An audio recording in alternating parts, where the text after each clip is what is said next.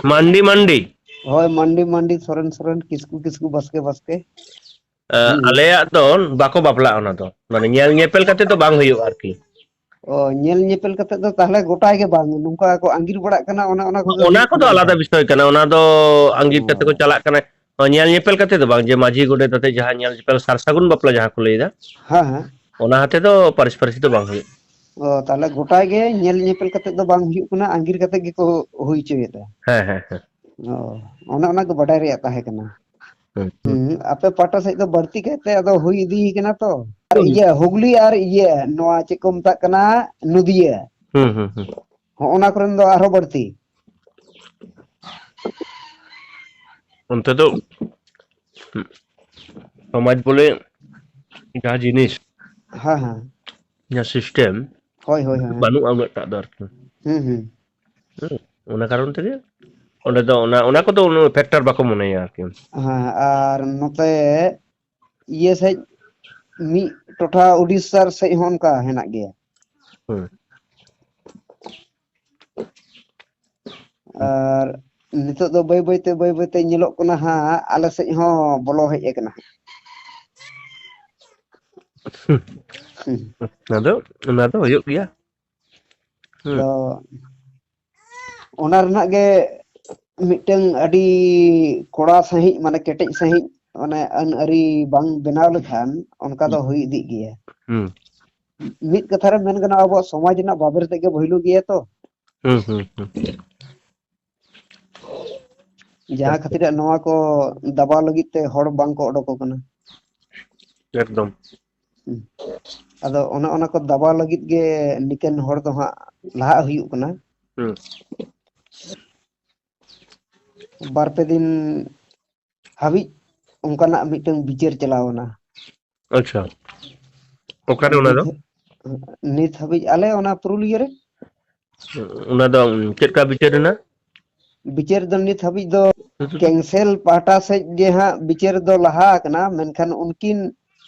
emon kin kami keda court rekin bapla kana. Akin te? Ha akim te. Ha ado unkinak do chet pe bicer ta? Service holder kana. Ha banawar ke service holder kana kin ar ina kate do ha mane men hui kana aben court na ye onda khona noa chekam ta kana divorce paper agui ben ina tano aben do santar santare. Ajo pe ona metang jinis buj huyuk na. Abo ona babo batawa chida pule katha. Metang समाज रे निर्भर kate bon tahen kana. Ona do chet समाज ona do santal समाज. Tale ona santal समाज re anari lekate ona paris bapla do maji godet sekriyat ate do bai gano. Ado maji godet jokon sekriyat ate bai gano unkin do jodi akin tikin bapla ani cher bon chika dare akina unkin samajik goro bakin nyama ini tuku ge. Mane unkina jaha samajik lekate unkina kami jaha huyuga ona bang huyuga. Abo jokon kondil nyapam bapla re amem agu kedeya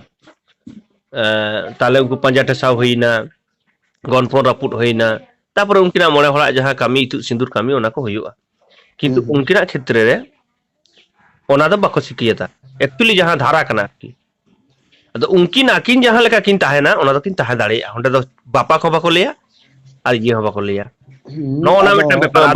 bapak kinam ona ho ona ari santal sawta na ari lekate do bang kana ona do. Ado katha te do huyuk kana santar sawta re ari do adi din khona ge abo aru phrau idi hej akan gea. Ado noa ho jaha ko ari mena miteng jaha ari te do abo santar sawta re ojra bolok kana menkhan safa bobo dare kana onkana ari ko ocok kate onkana ari agu lakti kana unkin bapak kate kin tahen ma mitte alokin tahen. Ai ini le jano do alada jinis kana to unkin bakin bapaga. Ara amem bapak kina. Aboa ari do jor julum ari bang kana no je bon jor jona do jor julum hoina se. Ha ar jor julum judi ari chali benaw bang tahena.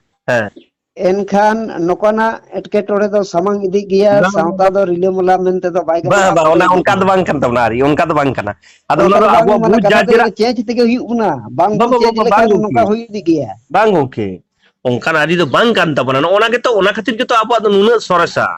nuna bang topa gomke kida kata te huyuk kana soras do chike to bom mena ari ge sores tabo to jor dinam jobosti do hopon bang soresoa jahan ari ge inin leida jor jobosti dal tol hana noa kate do bang soresoa abu do sores ari do noa karon te soresa mane jhotto hor noa ko accept ma उनकिन बाकिन बुझ कदा बाकिन बताओ कदा आलोकिन बताओ किंतु उनकी समाज नवा समाज ना अनारी लेकाते दो बाकिन कार्य बाकिन कवि दाड़े नुआ के हुयुक कना बा समाज दो आदो नोडे बोन चिकैदा अबो जे बांग आम नुका हुयुक तमा हनका हुयुक तमा ओना दो बांग कना बा समाज ना दो आदो उनकिन दो चेत आरो को चिकैदा चिका उनकिना किछु हर दो होयतो उनकिन किन नुका किन कमी किदा नुका माने बेसौता ना किन कमी किदा आदो उनकिन को एक्सेप्ट केट किना माजी ओडे आतु रेनते किंतु ओना एक्सेप्ट बाय गनो नो दिकु बापला रे हो दिकु बाहु रे हो आदो नो जेमन अब दिकु बाहु जुदी बन अगुया दिकु बाहु अगु लेखान चिकैया चेर मम चिकैया नोना आरी गे ना दिकु बाहु लेखान आम सामाजिक लेकाते उनकिना बाम दुलुप तिंगो इने के कना उनकिना सजा दो इने गे आदो जाना तो मेनखान नोआ कोरेना हो ओंकाना केटej अन अरि बनाव लगती जहां ते दो अबो सावता आलो अबो संतार सावता रे ओनकान को आलो को अगु दड़े ओनकान अनारी जुदी बन बेनावा ताले अब दुनिया तला रे टॉप जाति कना मन दुनिया तला रे अबवा अनारी नुना सोरेसा ओना बाबो लई दाड़े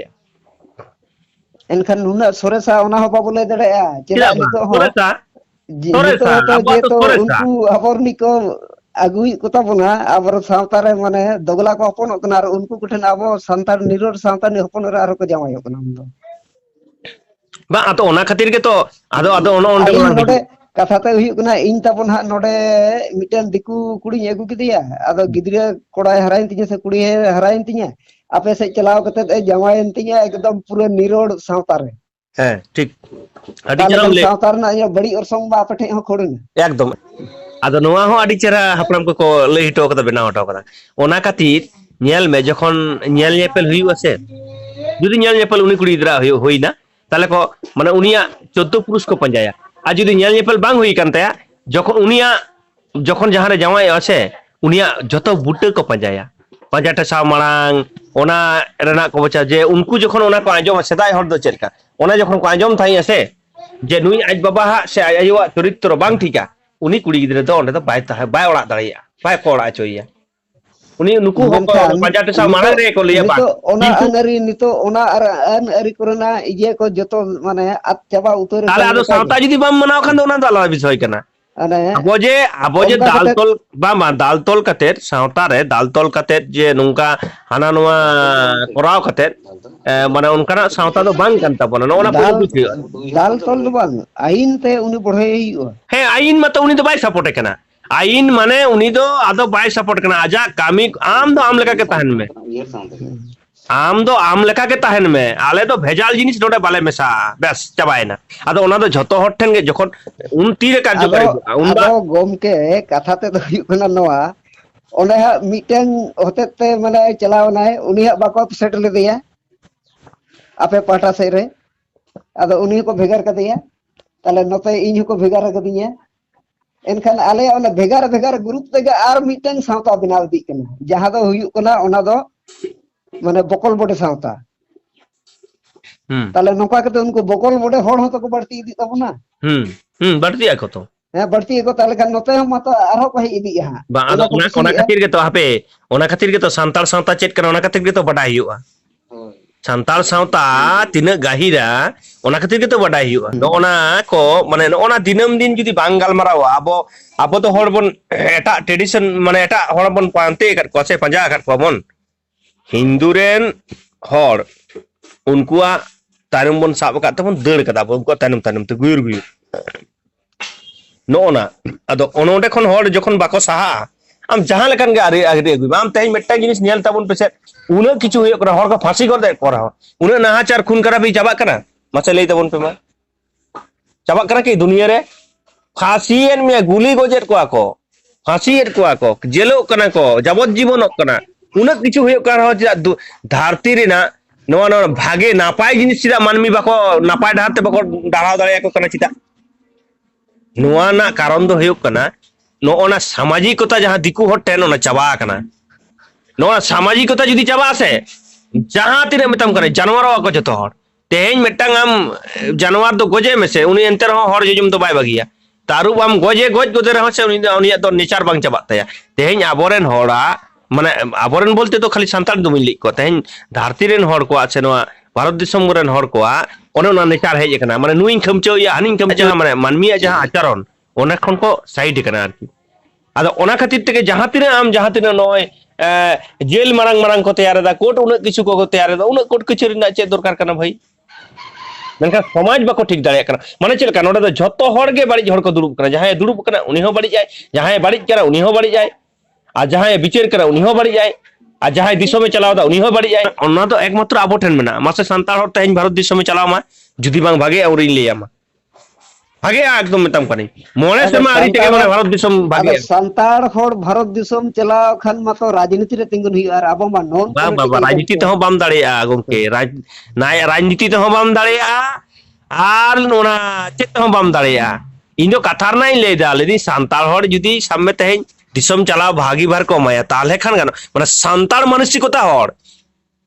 तेहें नो दिकु एटा हरा दिसम दला दे एकना आबो चेतन रे दिसम तो तीसरा बाको चल दाड़े बाद आदि लेयम खाना तीर को चाला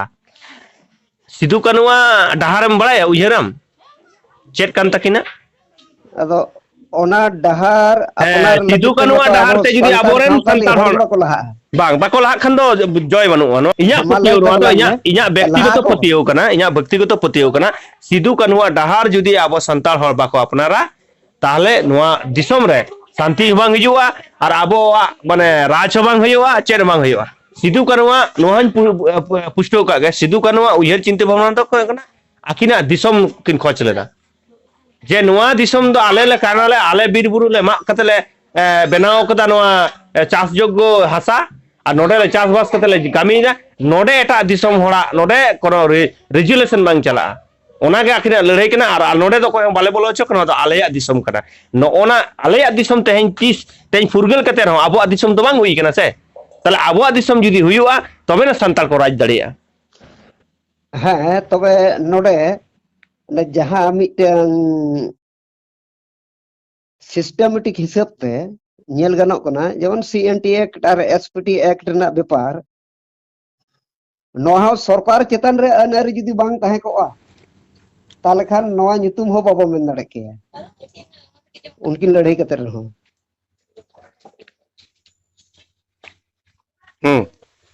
ना ओना प्रशासन विभाग रना मिटन मारंग अंशो कना बा ओना दो नुकिना लड़ाई ते बो न्याम कदा हैं उनकिना लड़ाई तेगे बो न्याम कदा मेनखान ओना हतो मिटन अनआरी रे तोल बांग ताहलेन खान बांग हुई को के यार ओना लड़ाई बांग होइलेन खान के अनआरी को बांग हेचो दो उयहर हचोरेन नो नुकिन कना किन नुकिन हीरो कना किन से उयहर मेटा होरे उयहर हचोय कना ओना उयहर हचोरेन कारीगर दो नुकिन कना किन सिदु कना किन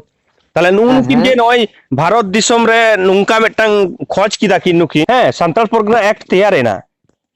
ताहले नोडे दो ब्रिटिश सरकार नोडे आईन बांग चला ओंडेना आईन दो किंतु ओंडेन हो चिकैना ओना परवर्ती रे जखन भारत स्वाधीनना आदो ओना बई बईते चाबा रेना नुकु जहां दिकु हर कना नो दिकु हर जखन को नोडे को माने नोआ को राज को चलाव किदा नोआ दिसम उनमा इंग्रेज हर को चलाव थाइया आदो नोना जखन दिकु हर को चलाव आदो नु उनको दिकु हर दो आदो आम दो ओना हो बाय मामा ओना जाते आरो चाबा मा ओना खातिर आरो हाटिंग गर कदा ओना डिविजन हाटिंग काते दो कदाय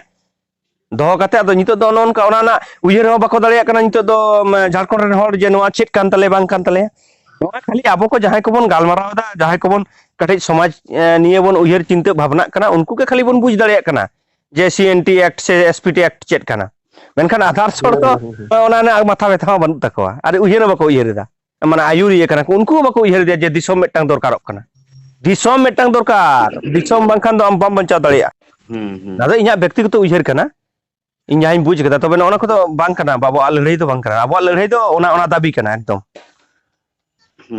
जे आले दिसम बाबूते सिदु कानूर बिदल रे जहां को ताहे कना उनको लड़ाई लेते से एसपीटी एक्ट ना बोन गौरव जंग कना ऐसे ताले उनको जुदी को उजर के बाबा इन गुजु इन चिदा ताले खान की नवा बन नाम किया बाबो नाम किया और ओना सिदु कानू लड़ाई होई कानते 1855 है साल ना जहां संताड़ हुल होई कानते तेहें संताड़ा चिन्ह भारत दिसम रे नेलोक कना और बखान दो नुकु नुकु जहां दिकु हर नवा दको चाबा के अंगाते